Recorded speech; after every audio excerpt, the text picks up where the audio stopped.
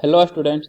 तो आज जो है previous 42 year IIT JEE carbonyl compound and carboxylic acid का सेक्शन डी का क्वेश्चन नंबर 9 से स्टार्ट करेंगे। तो ये वन और more than one option correct type है। तो क्वेश्चन है the smallest ketone and it's next homologue are reacted with NH2OH to form oxime. तो NH2OH हाइड्रोक्सिल एमीन से रिएक्शन होता है स्मॉलेस्ट कीटोन का और उसका नेक्स्ट होमोलॉगस से। तो सबसे स्मॉलेस्ट कीटोन क्या हो सकता है? तो C डबल बॉन्ड O, इसके तरफ अल्काइल ग्रुप रहता है RR ग्रुप, वो कीटोन कहलाता है। स्मॉलेस्ट मतलब अल्काइल ग्रुप एक ही कार्बन का हो तो CH3 और इधर भी CH3 एक ही कार्बन, तो ये आपका स्मॉलेस्ट कीटोन है। इसका रिएक्शन जब NH2OH से होगा NH2OH तो -H2O होता है और कार्बन डबल बॉन्ड N बनता है। तो कार्बन डबल बॉन्ड N और इससे OH अटैच है लोन पेयर और यहाँ से दो CH3 ग्रुप, तो ये ऑक्साइन बना है। और ऑक्साइन GI के लिए एलिजिबल होता है, तो ये GI के लिए एलिजिबल है लेकिन ज्योमेट्रिकल आइसोमर शो नहीं करेगा। क्यों? क्योंकि कार्बन के दोनों तरफ सेम ग्रुप अटैच है। सेम ग्रुप अटैच होने के कारण GI शो नहीं करेगा। क्योंकि आप बना के देखिए, कार्बन डबल बॉन्ड नाइट्रोजन एक लोन पेयर और एक OH रहेगा। एक बार आप बोलिएगा कि CH3OH सेम साइड है, अब इसको चेंज करना है तो OH को जब आप इधर कीजिएगा तब भी CH3OH ही सेम साइड रहेगा, मतलब सेम प्रोडक्ट बनेगा। तो ये एक ही स्ट्रक्चर बनेगा, GI नहीं होगा। अब इसका नेक्स्ट होमोलॉगस, तो नेक्स्ट होमोलॉगस एक एक CH2 ग्रुप ऐड कर दीजिए। तो CH3 C double bond O CH2 CH3 ब्यूटानो।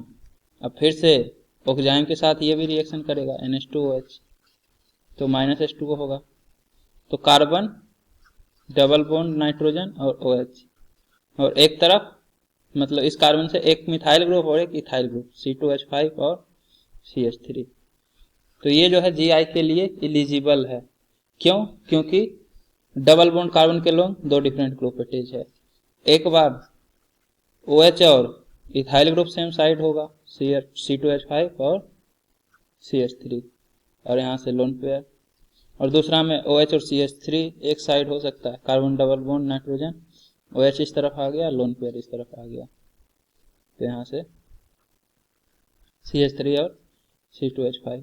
तो इस केस में दो GI पॉसिबल है उसका होमोलॉगस में। अब आप ऑप्शन चेक कर लीजिए। 2 डिफरेंट ऑक्साइन आर फॉर्म, तो टोटल कितना ऑक्साइन फॉर्म हो रहा है? तो 1 + 2 टोटल 3 ऑक्साइन फॉर्म हो रहा है, 3 डिफरेंट ऑक्साइन। तो 2 डिफरेंट ऑक्साइन तो गलत है। इसके बाद 3 डिफरेंट ऑक्साइन आर फॉर्म्ड, तो ऑप्शन भी करेक्ट है, 3 डिफरेंट ऑक्साइन फॉर्म हो रहा है। 2 ऑक्साइन फॉर्म्ड आर ऑप्टिकली एक्टिव, तो ऑक्साइन में बोल रहा है कि 2 ऑक्साइन ऑप्टिकली एक्टिव है, तो एक भी ऑक्साइन ऑप्टिकली एक्टिव नहीं है। ज्योमेट्रिकल आइसोमर जरूर है, ये दोनों एक दूसरे का GI है, लेकिन ऑप्टिकल आइसोमर कोई शो नहीं कर रहा है, तो ये भी नहीं होगा। यहाँ पे भी ऑप्टिकल आइसोमर ही बोल रहा है, तो ये दोनों रिजेक्टेड होगा ऑल ऑक्साइन। तो है मल्टीपल चॉइस लेकिन सिर्फ बी ऑप्शन करेक्ट है। अगर यहाँ रहता 2 ऑक्साइन फॉर्म्ड सो ज्योमेट्रिकल आइसोमर तो सही हो जाता, लेकिन यहाँ ऑप्टिकल लिखा हुआ है तो गलत है। इसके बाद 10th question, after completion of the reaction 1 and 2 the organic compound in the reaction mixture is a. तो आपके पास रिएक्शन 1 है और रिएक्शन 2 है, दोनों का रिएक्शन करवाने के बाद क्या प्रोडक्ट बनेगा? PQRSTU दिया हुआ है, बताना है आपको। पहले रिएक्शन तो करवा दीजिए दोनों में। तो यहाँ पे देखिए CH3 C double bond O और यहाँ Br2/NaOH, मतलब Br2/OH- ब्रोमो फॉर्म करेगा। CH3 C double bond O पर ठेस लिए, तो ब्रोमो फॉर्म में क्या होता है? ब्रोमो फॉर्म में R C double bond O CH3 से CH Br3 और RCOO- बनता है, लेकिन 1 मोल 1 मोल दिया हुआ है। और आपको पता होगा कि इसमें जो है जितना कीटोन है CH3 C double bond O वाला कीटोन है होना चाहिए उससे 3 गुना ब्रोमीन होना चाहिए। क्यों? क्योंकि पहले एक हाइड्रोजन जाएगा तो एक Br लगेगा, दूसरा हाइड्रोजन जाएगा तो एक और Br लगेगा, तीसरा हाइड्रोजन जाएगा तो एक और Br लगेगा, मतलब 3 Br लगता है इस तरह से। तो इसका 3 गुना होगा तभी तो एक मॉलिक्यूल के लिए 3 Br चाहिए। तो यहाँ 1 मोल और 1 मोल है, बराबर है, मतलब ये पूरा का पूरा रिएक्शन नहीं कर पाएगा, 1/3 ही रिएक्शन में पार्ट लेगा, मतलब कुछ अनरिएक्टेड रह जाएगा। तो कुछ unreacted CH3 C double bond CH3 रहेगा।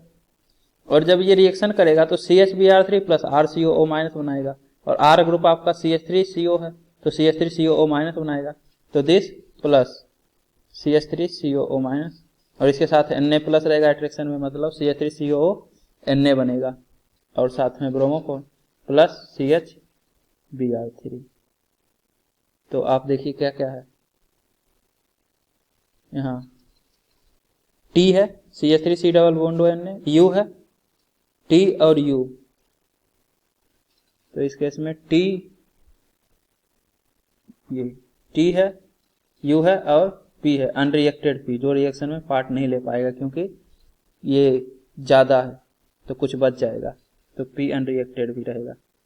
इसके बाद नेक्स्ट, तो reaction 2 CH3C double bond CH3 और Br2, लेकिन इस केस में एसिटिक एसिड है, बेस नहीं है, तो ये एक्चुअली में एसिड कैटेलाइज्ड ब्रोमिनेशन होता है और प्रोडक्ट बनता है। यहाँ से एक H जाएगा और एक Br लग जाएगा अल्फा पोजीशन पे, C डबल बॉन्ड के बाद नेक्स्ट ये अल्फा कार्बन है तो यहाँ से एक H जाएगा और यहाँ Br लग जाएगा, और यहाँ से H और एक Br यहाँ लगा तो एक Br तो बचेगा, तो HBr, तो प्रोडक्ट तो बनता है CH3 C double bond CH2Br plus HBr।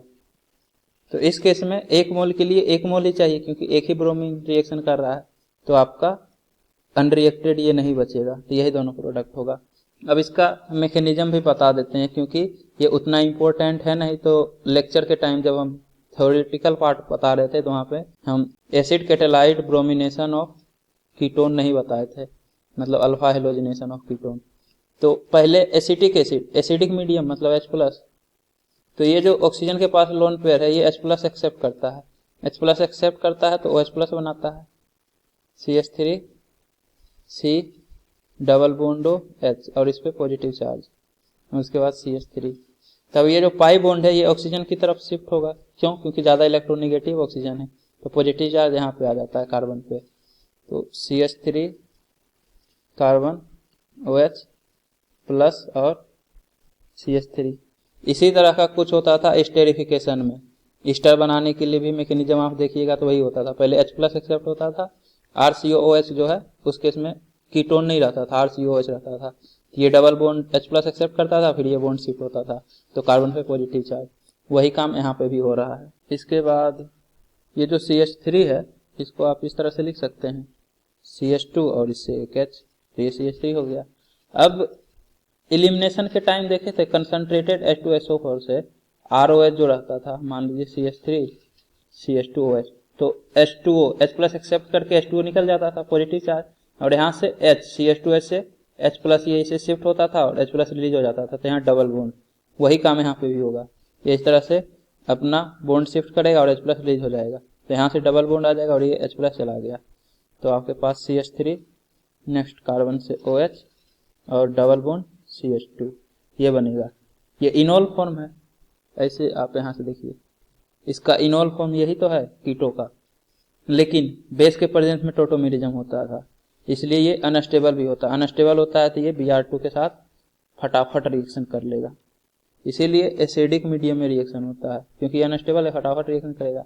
ये OH, तो ये बॉन्ड इस तरह से शिफ्ट होता है तो ये बॉन्ड भी शिफ्ट होगा, तो ये Br से रिएक्शन कर लेता है, तो Br यहाँ से H+ जाता है और ये Br as a Br positive यहाँ पे आ जाएगा क्योंकि ये डबल बॉन्ड न्यूक्लियोफाइल की तरह एक्ट करता है, इलेक्ट्रॉन रिच है, तो ये अटैक कर रहा है तो Br पॉजिटिव आएगा, मतलब यहाँ से Br माइनस हमको फ्री मिलेगा, और इस कार्बन से जब ये डबल बॉन्ड अटैक करेगा तो Br यहाँ से अटैच हो जाएगा, तो आपके पास CH3 नेक्स्ट कार्बन, ये बॉन्ड इधर शिफ्ट हुआ तो डबल बॉन्ड ऑक्सीजन हो गया और यहाँ से H+ रिलीज हो जाएगा, और फिर ये जब डबल बॉन्ड अटैक कर दिया तो ये फिर से सिंगल बॉन्ड और यहाँ से CH2 और Br यहाँ अटैच हो जाएगा, और ये H+ और ये Br माइनस से प्लस HBr बनता है, तो आपके पास इस तरह से ये प्रोडक्ट बनता है, मतलब अल्फा पोजीशन पे ब्रोमीन अटैच हो जाता है, ये जो प्रोडक्ट बना है प्लस HBr, तो ये कहाँ पे है, तो ये आपका P है, तो इसमें यहाँ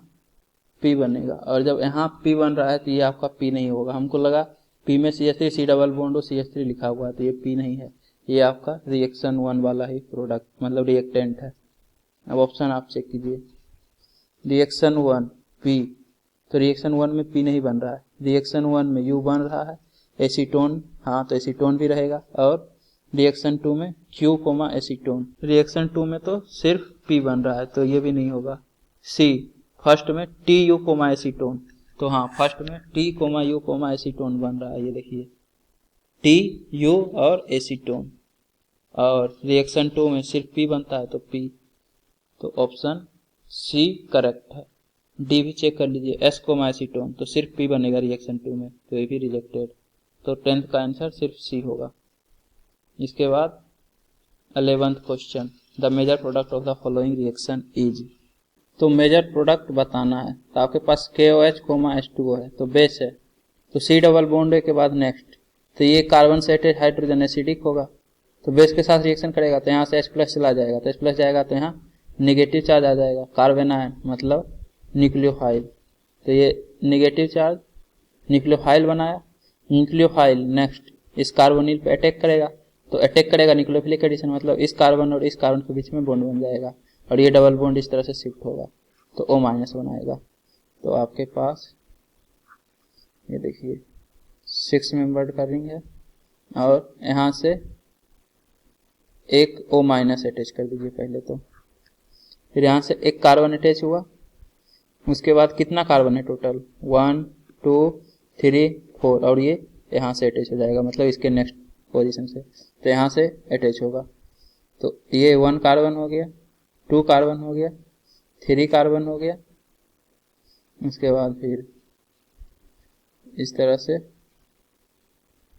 टोटल 1 2 3 4 कार्बन, इसके बाद देखिए फर्स्ट सेकंड थर्ड फोर्थ, तो first second third fourth carbon, तो 4 कार्बन एटम हो गया, अच्छे से अब इसको बना दीजिए ये इस तरह से, और इधर से अगर काउंट करेंगे तो जो कार्बन है वो इससे CH3, उसके बाद नेक्स्ट C डबल बॉन्ड हो, तो यहाँ के बाद नेक्स्ट इससे एक CH3 और इसके नेक्स्ट कार्बन से डबल बॉन्ड ऑक्सीजन, उसके बाद H प्लस कोमा हीट, तो पहले तो H प्लस से ये O माइनस जो है H प्लस एक्सेप्ट कर लेगा और OH बनाएगा, और हीट करेंगे तो E1CB, तो E1CB होगा तो यहाँ से OH और यहाँ से H जाएगा, ये आपका मेजर प्रोडक्ट बनेगा, यहाँ से भी H जा सकता है लेकिन वो माइनर प्रोडक्ट बनेगा, तो मेजर बनाना है, तो बाकी सबको एज इट इज रहने दीजिए।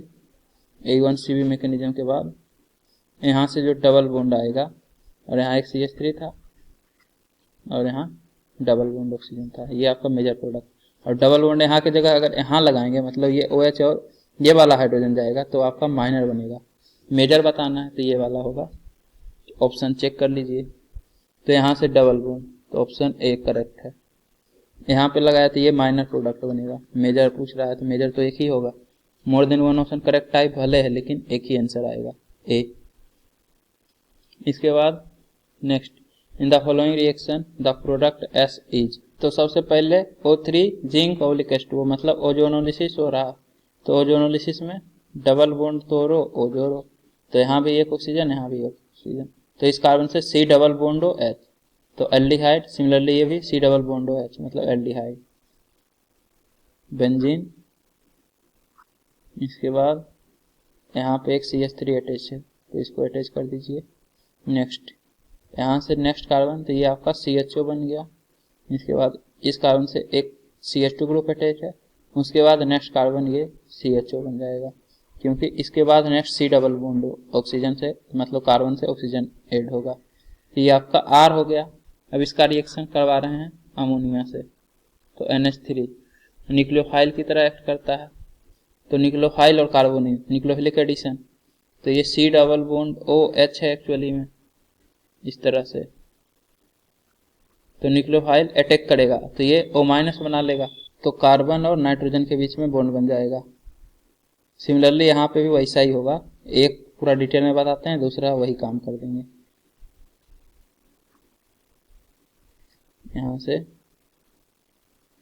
CH3, नेक्स्ट ये C डबल बॉन्ड OH है, नेक्स्ट कार्बन, तो यहाँ से NH3 प्लस, तो एक्चुअली में ये NH2 बनाएगा। NH2 क्यों, तो पहले यहाँ O माइनस लगा देते हैं, ये जो डबल बॉन्ड है O माइनस बनेगा इस तरह से। NH3 प्लस में नाइट्रोजन के पास पॉजिटिव चार्ज आ जाएगा क्योंकि ये अपना लोन पेयर दे दिया है, अटैक करने के लिए, तो स्टेबिलिटी के लिए अपना H+ रिलीज कर देगा, तो फिर से नाइट्रोजन पे लोन पेयर आ जाएगा। अब ये H+ जो रिलीज हुआ है एक्सेप्ट करके OH बनाएगा, तो यहाँ से OH। अब नाइट्रोजन के पास फिर से लोन पेयर, तो ये अब दूसरा कार्बोनिल पे अटैक करेगा, तो दूसरा पे करेगा तो फिर से ये डबल बॉन्ड इस तरह से शिफ्ट हो जाएगा, तो न्यूक्लियोफिलिक एडिशन, तो इस नाइट्रोजन और कार्बन के बीच में बॉन्ड बनेगा, लेकिन फिर से पॉजिटिव चार्ज आएगा, तो एक और H रिलीज कर देगा, तो NH। तो आपके पास इस तरह से यहाँ CH3, नेक्स्ट कार्बन से OH तो था ही, नेक्स्ट NH, एक हाइड्रोजन और चला जाएगा, और ये कार्बन से बॉन्ड बनाया है, और ये O- फिर से H+ एक्सेप्ट करके OH बना लेगा। इसके बाद एक और कार्बन है, फिर बेंजीन है, मतलब एक और कार्बन फिर बेंजीन, तो ये एक्चुअली में 6 मेंबर्ड का रिंग है। आप इसको इस तरह से लिखिए, यहाँ कार्बन मतलब इससे OH अटैच है, नेक्स्ट कार्बन, और ये कार्बन बेंजीन से कनेक्टेड होगा इस तरह से, इसको हटा दीजिए, तो ये बना। अब -2H2O कीजिए, यहाँ से OH और ये H, यहाँ से OH और यहाँ से ये जो H है, यहाँ से H, तो यहाँ डबल बॉन्ड, यहाँ डबल बॉन्ड आएगा, तो आपका यहाँ पे डबल बॉन्ड, यहाँ पे डबल बॉन्ड, लेकिन गड़बड़ हो गया। बेंजीन के बाद नेक्स्ट कार्बन के बाद नाइट्रोजन होना चाहिए था, मतलब यहाँ पे नाइट्रोजन और यहाँ पे कार्बन, तब ये सही होता, तो B नहीं होगा। देख लीजिए किस में है, ये A, बाकी सब तो एज इट इज है, लेकिन यहाँ पे नाइट्रोजन सही है, तो ऑप्शन A इसका करेक्ट आंसर है। S, प्रोडक्ट S के बारे में ही पूछ रहा था, तो S यही होगा। इस केस में क्या किया है कि बाकी सब तो ठीक है, लेकिन CH3 को इधर रख दिया है, जबकि CH3 इधर होगा तो नाइट्रोजन जो है यहाँ पे होना चाहिए था। आप देख सकते हैं नाइट्रोजन की तरफ CH3 होना चाहिए। इसमें भी यही गलती किया है जो यहाँ पे किया है, इंटरचेंज कर दिया है, तो गलत था। इसके बाद 13th question, the compound P and R upon ozonolysis produces Q and S। तो P का जब ओजोनोलिसिस होता है तो Q बनता है, सिमिलरली R का भी ओजोनोलिसिस होता है तो S बनता है। The molecular formula of Q and S is this, और QS का मोलिकुलर फॉर्मूला दिया हुआ है। Q undergoes Cannizzaro reaction but not haloform reaction. तो Q जो है केनिजारो रिएक्शन शो करता है, लेकिन हेलोफॉर्म नहीं करता है, मतलब CH3 C डबल बॉन्डो ग्रुप नहीं होगा Q में, और S जो है हेलोफॉर्म रिएक्शन शो करता है लेकिन केनिजारो नहीं करता है, मतलब S में CH3 C double बॉन्डो group present है, तभी तो ये केनिजारो रिएक्शन हेलोफॉर्म रिएक्शन करेगा, लेकिन Q में CH3 C डबल बॉन्डो नहीं होना चाहिए। अब बोल रहा है the option with suitable combination of P and R respectively R। तो P से जो प्रोडक्ट बनेगा वो आपका हेलोफॉर्म नहीं करना चाहिए। अब आप चेक करते जाइए, पहले तो डबल बॉन्ड तोड़ो, O जोड़ो, तो ये भी ऑक्सीजन अटैच कर लेगा, तो यहाँ से PHCHO हो जाएगा, तो आपका बेंजीन से CHO बेंजल्डिहाइड और उसके पारा पोजीशन से CH3 अटैच है। पहले तो आप DU देख लीजिए ताकि मोलिकुलर फॉर्मूला बार बार चेक करना नहीं पड़े। तो 8 + 1 - 4, तो DU 5 होना चाहिए, P और Q दोनों का, Q और S दोनों का, क्योंकि दोनों का मोलिकुलर फॉर्मूला सेम है। तो DU 5 है क्या, तो बेंजीन के कारण 4 और एक कार्बन ऑक्सीजन के बीच में डबल बॉन्ड, तो 5 है, हाँ, मतलब Q ये हो सकता है। अब चेक कर लेते हैं, नहीं तो S का क्यों हम चेक करेंगे। Q आपका केनिजारो शो करता है, मतलब अल्फा हाइड्रोजन नहीं होना चाहिए, तो यहाँ पे अल्फा हाइड्रोजन नहीं है तो सही है, मतलब Q ये हो सकता है। इसके बाद अब इसका भी चेक करना पड़ेगा, तो ओजोनोलिसिस होगा तो डबल बॉन्ड तोड़ो, O जोड़ो, तो CH3 C double bond O यहाँ आ जाएगा, और प्लस फॉर्मल्डिहाइड बनेगा, तो ये एक्चुअली में CH3 C डबल बॉन्ड और यहाँ ऑक्सीजन लिख दीजिए, तो ये हेलोफॉर्म रिएक्शन शो कर देगा, तो S ये हो सकता है। Q और S दोनों का ऑप्शन सेटिस्फाई कर रहा है, हेलोफॉर्म दे रहा है लेकिन केनिजारो नहीं देगा, क्योंकि अल्फा हाइड्रोजन प्रेजेंट है, तो एल्डोहल प्रोडक्ट होगा, तो ऑप्शन ए करेक्ट है। नेक्स्ट इस केस में तो यहाँ पे भी डबल बॉन्ड आ जाएगा, तो PHCHO बस मेटा पोजिशन पे CH3 है, उससे क्या फर्क पड़ेगा, ऑप्शन सेटिस्फाई कर रहा है Q का, मतलब ये केनिजारो रिएक्शन देगा, हेलोफॉर्म नहीं देगा। नेक्स्ट इस केस में तो ये भी वही बात हो गया, CH3 C double bond S आपका सेम बन रहा है जो A में बन रहा था, तो ये भी होगा, ये आपका केनिजारो नहीं देगा लेकिन हेलोफोन देगा। ऑप्शन बी भी करेक्ट है। सिमिलरली यहाँ पे तो बना तो एक ही रहा है, बस ऑर्थो पे CH3 होगा, तो ये भी क्यू को सेटिस्फाई करेगा।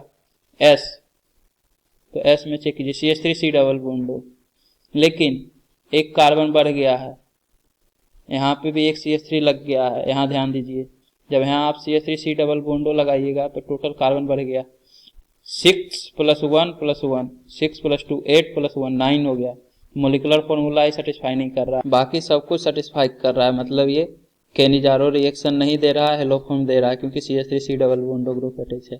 तो यहाँ पे चालाकी से CH3 लगा दिया ताकि आप जल्दी जल्दी में गलत कर दें। मोलिकुलर फॉर्मूला भी चेक करना जरूरी है। सी गलत हो गया क्योंकि यहाँ एक कार्बन ज्यादा आ गया। नेक्स्ट, तो फिर से ये तो शायद ए वाला ही प्रोडक्ट बन रहा है पारा पोजीशन से, तो पी तो सेटिस्फाई करेगा ही। फिर से वही गलती, जब यहाँ पे लगेगा तो यहाँ एक कार्बन एक्स्ट्रा आ गया, यही वाला कार्बन को यहाँ लगा दिया, तो मोलिकुलर फॉर्मूला फिर से 9 कार्बन एटम का होगा, तो ये भी रिजेक्टेड। ऑप्शन ए और बी इसका करेक्ट है, मतलब क्यू और एस दोनों को सेटिस्फाई कर रहा है, मोलिकुलर फॉर्मूला भी सेम है।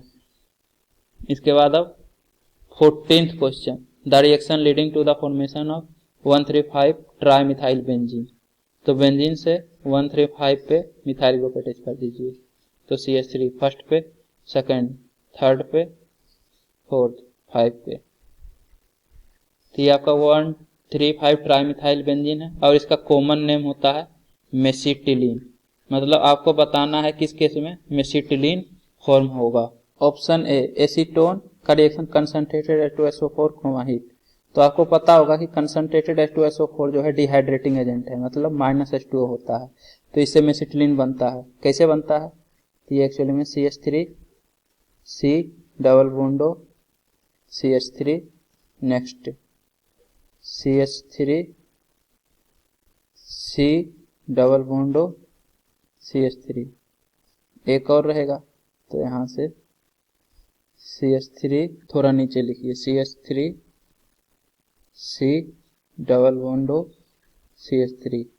तो ये इस तरह से यहाँ से -H2O होगा, यहाँ से -H2O होगा, यहाँ से -H2O होगा, तो इस कार्बन और इस कार्बन के बीच में डबल बॉन्ड बन जाएगा, इस कार्बन और इस कार्बन के बीच में डबल बॉन्ड बन जाएगा, इस कार्बन और इस कार्बन के बीच में डबल बॉन्ड बनेगा।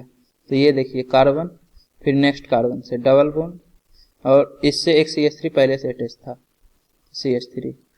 इसके बाद फिर नेक्स्ट कार्बन, उससे CH3, तो इससे नेक्स्ट कार्बन और इससे CH3, और ये कार्बन डबल बॉन्ड बनाएगा इस कार्बन से, तो यहाँ से डबल बॉन्ड कार्बन, उसके बाद ये कार्बन के बाद एक सिंगल बॉन्ड कार्बन, और इससे एक CH3 अटैच है, तो इससे एक CH3 अटैच कर दीजिए। और ये जो कार्बन है इसके बाद ये CH3 और इस कार्बन के बीच में -H2 होगा, तो इससे भी डबल बॉन्ड, तो यहाँ से एक सिंगल बॉन्ड कार्बन, फिर डबल बॉन्ड कार्बन, तो यहाँ से एक सिंगल बॉन्ड कार्बन, और ये इस कार्बन के साथ डबल बॉन्ड बनाया हुआ है। तो ये एक्चुअली में बेंजीन ही तो है, और बेंजीन से 1 3 5 तीनों पोजीशन से मिथाइल ग्रुप अटैच है, मतलब 135 ट्राई मिथाइल बेंजीन। देखिए 6 कार्बन एटम, फिर pi sigma pi sigma pi, conjugation भी है बेंजीन रिंग वाला, फिर फर्स्ट पे मिथाइल ग्रुप, फिर थर्ड पे है, फिर फिफ्थ पे है, तो मेसिटिलीन बन रहा है। ऑप्शन ए में ए होगा आंसर। इसके बाद नेक्स्ट, तो इस केस में CH3 C triple bond CH है, और इसका रिएक्शन कर रहे हैं हीटेड आयरन ट्यूब से। तो ये रिएक्शन आप अभी नहीं पढ़े हैं, हाइड्रोकार्बन के टाइम पढ़िएगा कि acetylene CH triple bond CH का जब रिएक्शन होता है, मतलब इसको रेड हॉट आयरन ट्यूब से पास करते हैं, रेड हॉट आयरन ट्यूब मतलब हीटेड आयरन ट्यूब से, तो ये बेंजीन बना लेता है इस तरह से बेंजीन। लेकिन यहाँ पे हाइड्रोजन की जगह एक CH3 है, मतलब एक तरफ हाइड्रोजन है और एक तरफ CH3 है, तो अल्टरनेट यहाँ पे बेंजीन में सभी से हाइड्रोजन अटैच है, क्योंकि सभी कार्बन से हाइड्रोजन अटैच था यहाँ, तो एक CH3 फिर एक हाइड्रोजन, तो इस तरह से एक CH3, फिर नेक्स्ट पे तो हाइड्रोजन रहेगा, फिर नेक्स्ट पे CH3, फिर हाइड्रोजन, फिर नेक्स्ट पे CH3, और उसके बाद फिर हाइड्रोजन। तो ये आपका जब यहाँ एक हाइड्रोजन की जगह CH3 लगा देंगे तो तीन CH3 लग जाएगा हाइड्रोजन की जगह, तो आपका मेसिटिलीन बना लेता है। तो इस केस में भी मेसिटिलीन ही बनेगा, ऑप्शन बी भी करेक्ट है। इसके बाद थर्ड, तो CH3 C double bond O CH3 C double bond O CH3 C double बॉन्डो, इसका रिएक्शन करवा रहे हैं Br2, NaOH फिर H3O+। तो ये आपको पता होगा Br2, NaOH क्या करेगा, तो यहाँ CH3 डबल बॉन्ड O है, तो ये हेलोफॉर्म मतलब ब्रोमोफॉर्म रिएक्शन करेगा। ब्रोमोफॉर्म करेगा तो CHBr3 plus COO minus, similarly ये भी CHBr3 plus COO minus, similarly ये भी CHBr3 प्लस COO माइनस, मतलब बेंजीन से 3 COO माइनस अटैच हो जाएगा। इस तरह से COO माइनस, COO माइनस और COO माइनस। उसके बाद एसिडिफिकेशन, तो ये सभी H3O+ मतलब H+ एक्सेप्ट करके COOH बनाएगा, तो ये तीनों जगह COOH हो जाएगा। 135 पे कार्बोजाइलिक एसिड अटैच है। उसके बाद सोडा लाइम्स के साथ हीट करते हैं, तो सोडा लाइम आपका होता है NaOH और CaO, जिसके साथ जब हीट करते हैं तो -CO2, ये CO2 एब्जॉर्ब कर लेता है, तो यहाँ से CO2 चला जाएगा, ये भी CO2 चला जाएगा, ये भी CO2 चला जाएगा, तो इस कारण से हाइड्रोजन अटैच हो जाएगा, इससे भी हाइड्रोजन, इससे भी हाइड्रोजन, मतलब कि बेंजीन बनेगा। यहाँ से CO2 चला गया तो हाइड्रोजन, यहाँ से भी CO2 चला गया तो हाइड्रोजन, यहाँ से भी हाइड्रोजन। एक्चुअली ये बेंजीन ही तो है, मतलब सी ऑप्शन नहीं होगा, मेसिटिलीन नहीं बन रहा है। हाइड्रोजन की जगह यदि 3 मिथाइल ग्रुप रहता तो आंसर होता। नेक्स्ट ZnHg, HCl, तो आपको पता होगा कि ZnHg क्लीमेंसन रिडक्शन होता है, कार्बोनाइल को अल्केन में रिड्यूस करता है, तो CHO को रिड्यूस कर देगा CH3 में, अल्केन में, सिमिलरली ये भी CH3, ये भी CH3, तो मेसिटिलीन ही तो बन रहा है। देखिए CHO CH3 में रिड्यूस होगा, CHO CH3 में रिड्यूस होगा, CHO CH3 में रिड्यूस होगा, 1,3,5 ट्राइमिथाइल बेंजीन या फिर मेसिटिलीन, तो आंसर डी भी होगा इसका। तो करेक्ट आंसर है A, B एंड D। अब अगले लेक्चर में सब्जेक्टिव क्वेश्चन से स्टार्ट करेंगे, तो उम्मीद करता हूं कि आपको ये वीडियो पसंद आई होगी। यदि आपको ये वीडियो पसंद आई है तो इसे लाइक करें, कमेंट करें और अपने दोस्तों के बीच शेयर करना ना भूलें। Thank you.